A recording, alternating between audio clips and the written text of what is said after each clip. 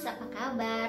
Mam, pastinya setiap orang menginginkan kebebasan finansial atau financial freedom di masa depannya. Financial freedom merupakan kondisi keuangan seseorang yang masih tetap bisa mencukupi kebutuhannya meskipun mereka sudah tidak bekerja lagi. Di sini dapat dikatakan orang itu masih mendapati kemandirian secara finansial sehingga tidak bergantung pada orang lain. Mam, financial freedom akan menjadi impian belaka jika kita tidak kaitkan dengan tujuan keuangan keluarga kita.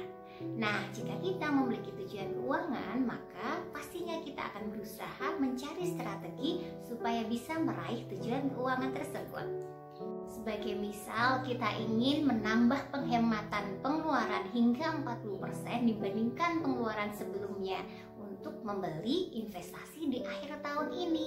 Nah, dengan kita sudah setting goals atau menentukan tujuan keuangan, maka kita pastinya akan berusaha untuk mencari strategi untuk mengeksekusi tujuan keuangan tersebut ya, Mam.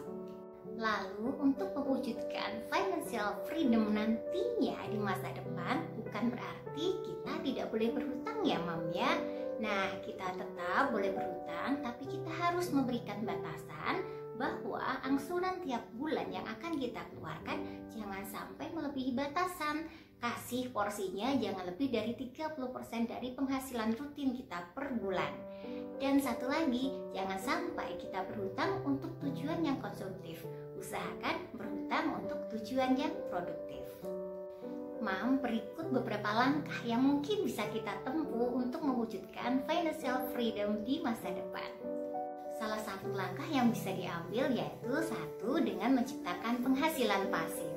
Nah, caranya yaitu Mam bisa mencoba untuk berbisnis jika selama ini penghasilan utama memang berasal dari Mam bekerja sebagai karyawan ataupun suami bekerja sebagai karyawan.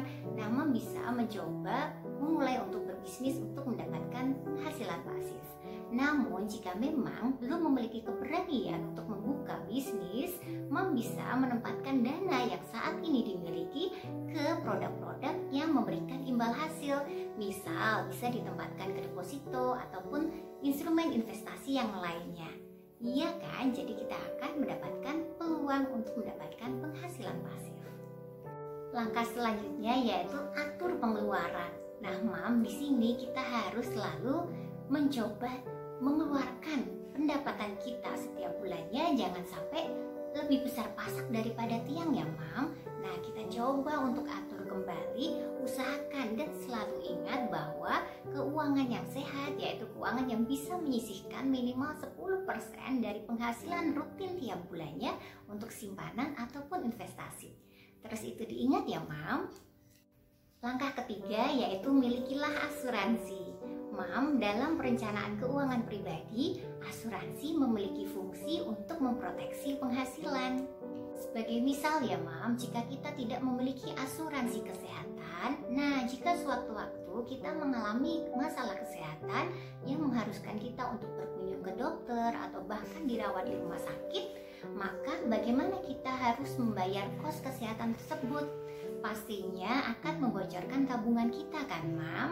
Nah, jika ternyata tabungan kita juga nggak bisa mengcover biaya kesehatan kita di rumah sakit, apa yang bisa kita lakukan lagi? Ya, pasti kita memungkinkan kita untuk menjual aset yang kita miliki atau bahkan kemungkinan terakhir kita berhutang. Nah, disinilah fungsi dari asuransi kesehatan, bisa membantu kita untuk mentransfer risiko yang akan terjadi pada diri kita.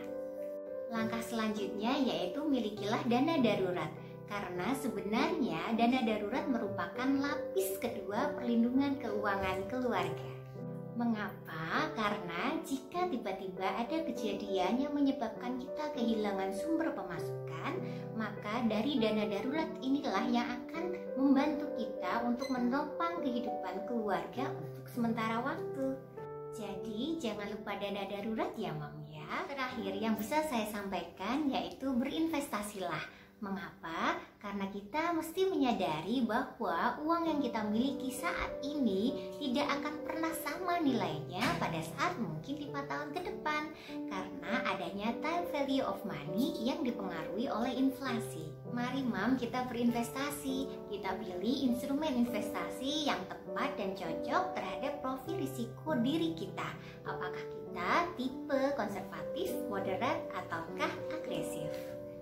Oke Mam, mari kita semangat untuk mewujudkan financial freedom di masa depan kita. Nah, kuncinya ya Mam, sabar, konsisten, dan disiplin. Oke Mam, sampai ketemu lagi ya Mam di video saya selanjutnya dengan topik-topik yang lain. Terima kasih banyak, sampai jumpa Mam.